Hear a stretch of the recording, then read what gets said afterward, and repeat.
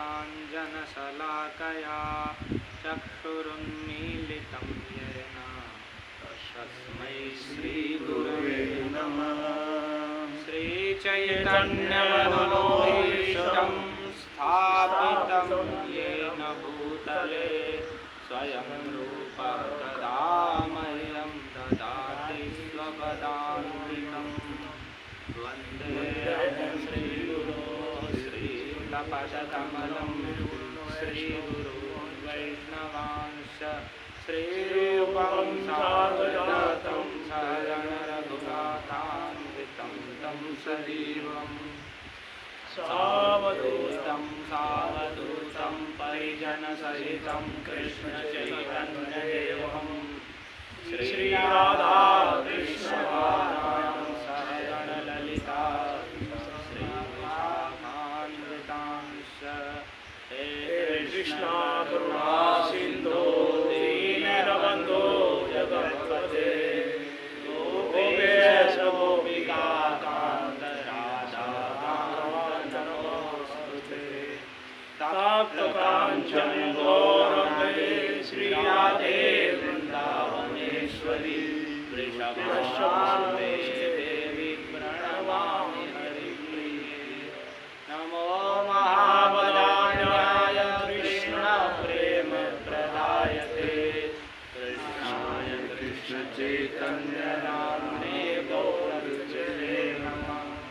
जय श्री कृष्ण चैतन्य प्रभु नित्यानंद श्री अद्वैत गदाधर श्रीवासादि गौरभक्तवृन्द वाञ्छाकल्पतरुभ्यश्च कृपा सिन्धुभ्य एव च पतितानां पावनेभ्यो वैष्णवेभ्यो नमो नमः।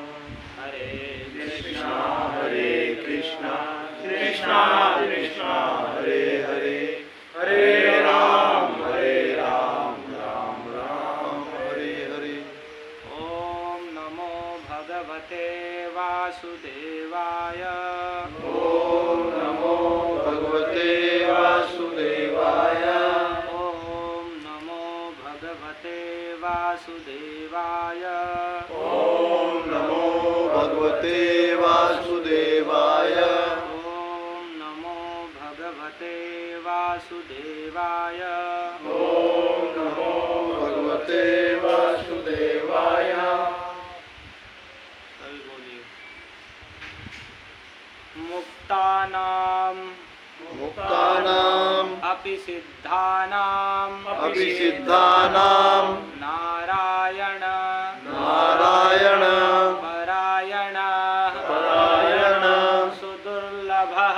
सुदुर्लभः प्रशान्तात्मा कोटिष्वपि महामुने मुक्तानामपि सिद्धानां नारायण परायण सुदुर्लभः प्रशान्तात्मा कोटिष्वपि महामुने मुक्तानामपि सिद्धानां नारायण परायण सुदुर्लभः प्रशान्तात्मा कोटिष्वपि महामुने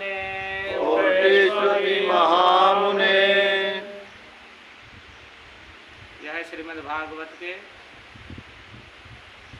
छठे स्कंद के 14वें अध्याय का 5वां श्लोक, जिसमें महाराज परीक्षित सुखदेव गोस्वामी से कह रहे हैं कि हे महामुने, करोड़ों करोड़ों मुक्त और सिद्ध जनों के बीच में जो मुक्त हैं और सिद्धि प्राप्त कर चुके हैं, सिद्ध हो चुके हैं, स्वरूप सिद्ध,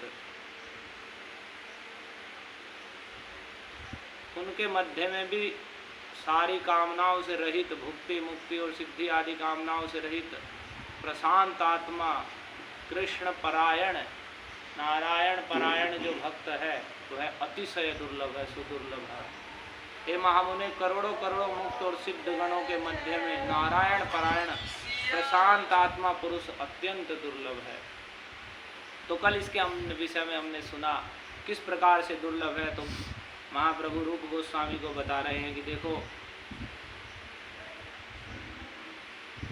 अनंत जीवगण इस ब्रह्मांड में हैं जो 84 लाख योनियों में भ्रमण कर रहे हैं अपने कर्मानुसार, और उन जीव का जो परिमाण बताया गया है शास्त्र में, श्रुति में, वह बताया गया है कि बाल के अग्रभाग को केशाग्र सतेक भाग पुनः शतांश करी तार सम सूक्ष्म जीवेर स्वरूप विचारे। यदि केश के बाल के अग्रभाग के 100 टुकड़े कर दिए जाएं और फिर एक भाग के 100 टुकड़े किए जाएं, तब जीव के स्वरूप का विचार शास्त्र द्वारा किया गया। अर्थात बाल के अग्रभाग का 1000वां भाग जितना बड़ा होता है उतना जीव के स्वरूप के विषय में शास्त्र में बताया गया है कि जीव का इतना परिमाण है। तो उन अनंत जीवों में जो ब्रह्मांड में भ्रमण कर रहे हैं, 2 प्रकार के भेद हैं। एक स्थावर जो एक स्थान पर रहते हैं, और जंगम चलायमान जो चलने फिरने वाले हैं। जो चलने फिरने वाले हैं वे 3 प्रकार के हैं, जलचर, स्थलचर और नभचर। जो आकाश में विचरण करने वाले, जल में चलने वाले और स्थल पर विचरण करने वाले, इतने अनंत जीव समूह हैं। तो उन इतने जीवों में जो मनुष्य हैं बहुत कम है, अति अल्पतर बहुत कम है। और उन मनुष्यों में भी वेद शास्त्र को न मानने वाले, न जानने वाले, म्लेच्छ, पुलिंद, बौद्ध, सबर, ऐसे ऐसे लोग बहुत हैं जो वेद शास्त्र को नहीं मानते हैं अथवा जानकारी नहीं है, और मनः कल्पित मतों के द्वारा वे जीवन जीते हैं। तो ऐसे अल्प मनुष्यों में भी म्लेच्छ, पुलिंद और बौद्ध, सबर, अनेक मतावलंबी जो वैदिक वर्णाश्रम धर्म की विधि से रहित है, ऐसे ही लोग अधिक हैं। तो उनमें से बहुत ही कम लोग हैं जो वेदनिष्ठ हैं, वेद शास्त्र को मानते हैं, उसके प्रति श्रद्धा रखते हैं। उनमें से भी कुछ लोग अधिकतर लोग ऐसे हैं जो केवल वेद मुख से मानते हैं कि हम वेद शास्त्र को मानने वाले हैं, हम हिंदू हैं, सनातन धर्मी हैं, और वेद के निषिद्ध जितने पाप कर्म वे करते हैं और बस केवल मुंह से वेद मानते हैं। बल्कि वैदिक आचार या वैदिक जो नियम बताए गए हैं, जैसे हमारे 4 नियम बताए जाते हैं, मांसाहार न करना, नशा न करना, जुआ न खेलना, अवैध यौन संबंध न बनाना और अवैध रूप से धन आदि का संग्रह न करना, ये जो चीज़ नियम है उन नियमों का न पालन नहीं करते, निषिद्ध आचरण करते हैं, केवल मुख से वेद मानते हैं, केवल कि हम वेद के अनुयायी हैं, हम श्रद्धा रखते हैं। उनमें से भी जो मानने वाले हैं, जो श्रद्धा रखते हैं, आचरण करते हैं, तो अधिकतर लोग कर्मनिष्ठ हैं, जो पुण्य कर्म करते हैं। उन पुण्य कर्म करने वालों में भी कोई एक ज्ञानी होता है, करोड़ों करोड़ों कर्मनिष्ठ के मध्य। उन करोड़ों ज्ञानियों के मध्य कोई एक व्यक्ति ही मुक्त हो पाता है, माया के गुणों के प्रभाव से मुक्त हो पाता है, सत्वगुण, रजोगुण, उत्तम गुण। और ऐसे मुक्त जीवों में भी जो भगवान कृष्ण के परायण हैं, कृष्ण सेवा परायण हैं, एक कोई दुर्लभ कृष्ण भक्त होता है जो मुक्तों में भी दुर्लभ है। तो इसलिए ये सुखदेव गोस्वामी से महाराज परीक्षित ने श्रीमद् भागवत में कहा है।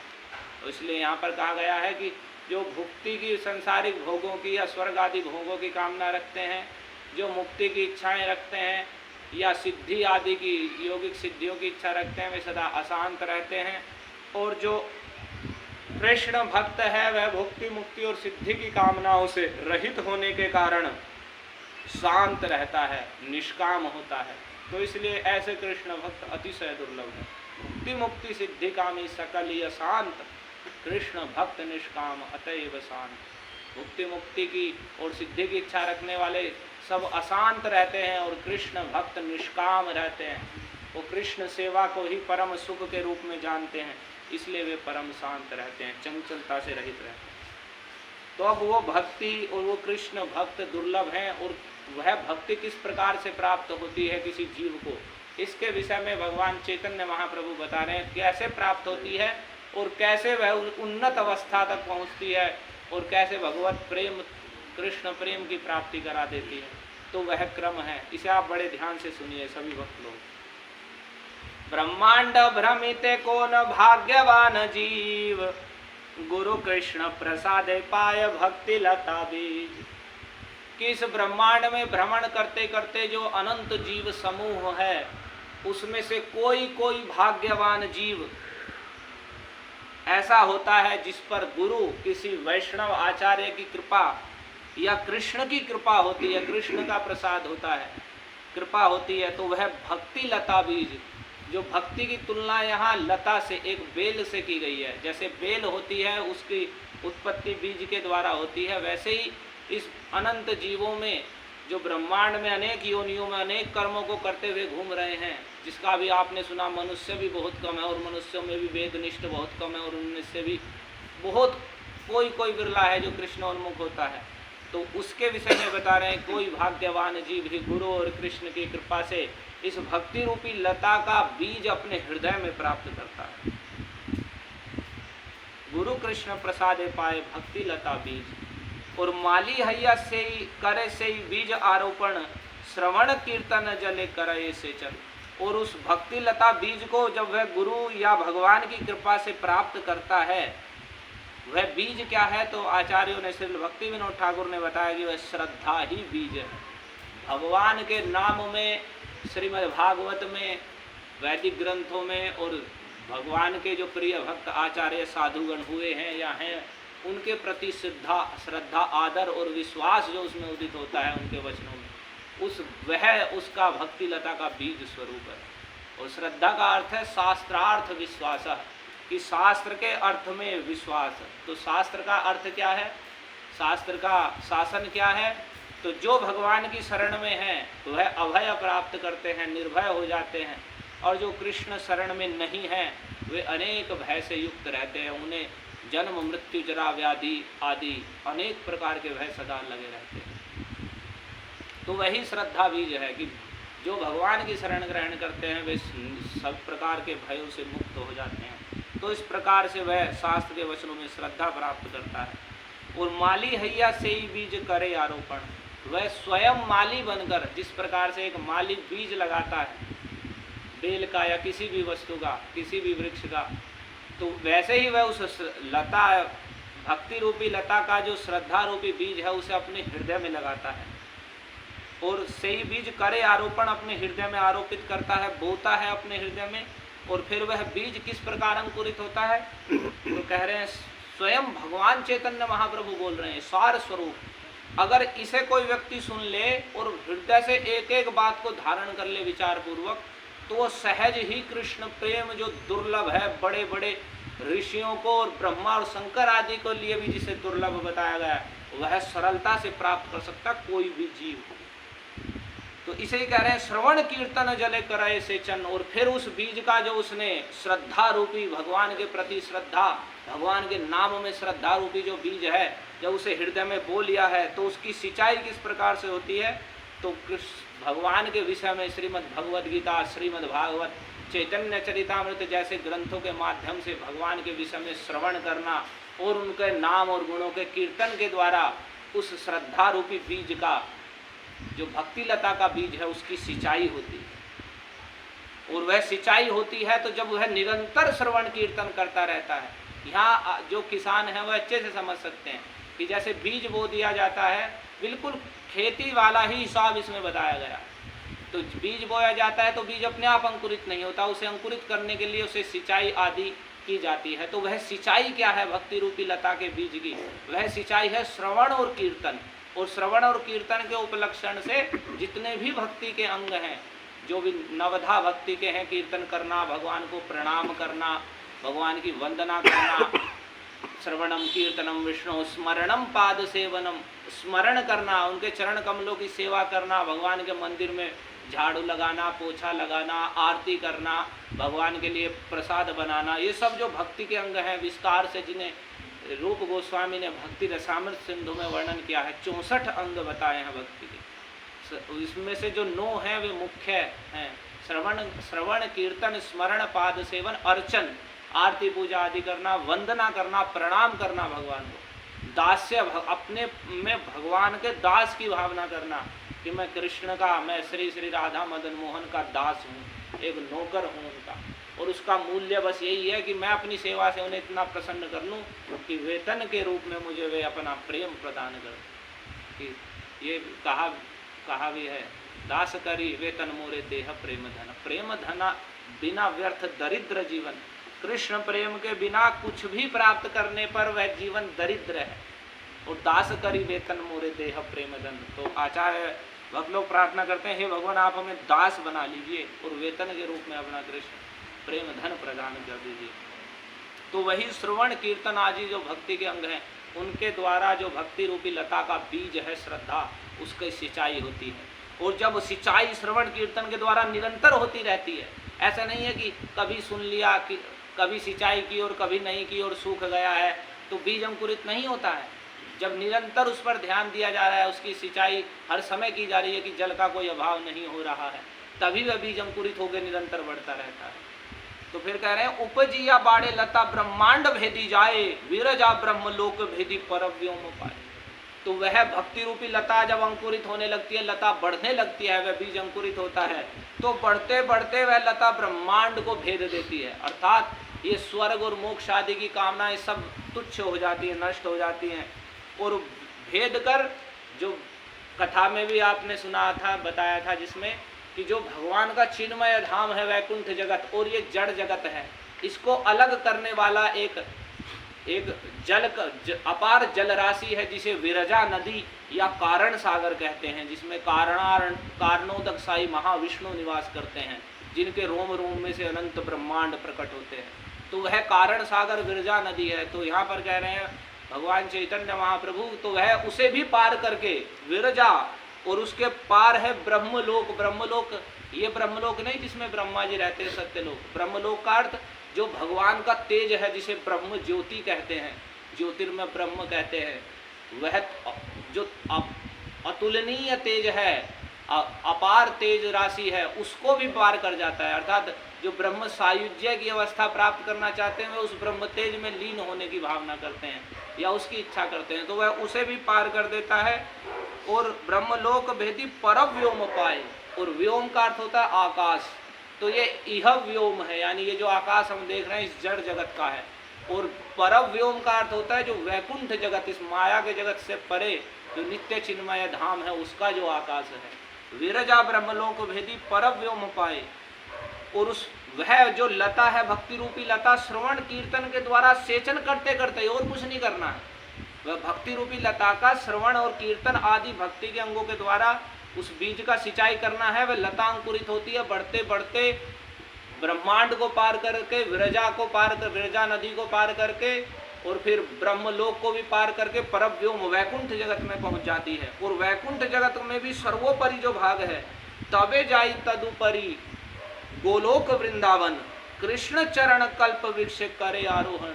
और वह उसे भी पार करके उस वैकुंठ जगत के भी सर्वोत्तम भाग जो गोलोक वृंदावन है, जहाँ स्वयं भगवान श्री कृष्ण नंद नंदन के रूप में विराजते हैं, उस गोलोक वृंदावन में वह प्रवेश कर जाती है। और तो जिस प्रकार से जब लता बढ़ने लगती है, तो वह किसी वृक्ष का सहारा लेती है। बढ़ने के लिए वह किसी वृक्ष का सहारा लेती है। तो वह सहारा क्या है? भक्ति रूपी जो लता है, भक्ति रूपी जो बेल है, उसका सहारा क्या होता है? फिर वहां जाकर वो किसी वृक्ष पर चढ़ती है। तो करें कृष्ण चरण कल्प वृक्ष, जो कृष्ण के चरण कमल है वही कल्प वृक्ष है। वह जो भक्ति रूपी लता है, उन्हीं चरण कमलों रूपी वृक्ष का सहारा लेती है और करे आरोहण, और उन्हीं चरण कमलों पर चढ़ने लगती है। तबे जाए तदुपरि गोलोक वृंदावन, कृष्ण चरण कल्प वृक्ष करे आरोहण। और फिर क्या होती है? जैसे वृक्ष पर चढ़कर लता फैलने लगती है, उसी प्रकार से कहते हैं यहाँ भगवान गौर हरि, ताहा विस्तारित हैया फले प्रेम फल, इहा माली सेचे श्रवण कीर्तनादि जल। और वह वहां विस्तारित होकर उस पर फल लगने लगता है। तो फल क्या लगता है? वह कृष्ण प्रेम रूपी फल उस पर लगता है। लेकिन वो इतने फल लगने पर भी, वहां तक पहुंचने पर भी कह रहे हैं इहा माली सेचे श्रवण कीर्तन आदि जल। और यहाँ पर जो माली है वो जीव है, जिसने अपने हृदय में उस भक्ति रूपी लता के बीज, श्रद्धा रूपी बीज को बोया है। वह उसकी निरंतर सिंचाई करता रहता है। श्रवण कीर्तन आदि जो भक्ति के अंग हैं, उनके द्वारा वह निरंतर उसकी सिंचाई करता रहता है, क्योंकि यदि बेल कितनी भी बढ़ गई है और पानी देना बंद कर दिया है तो वह सूख जाती है। तो वैसे ही कोई ऐसा नहीं है यहाँ भक्ति में कि भाई एक अवस्था हो जाएगी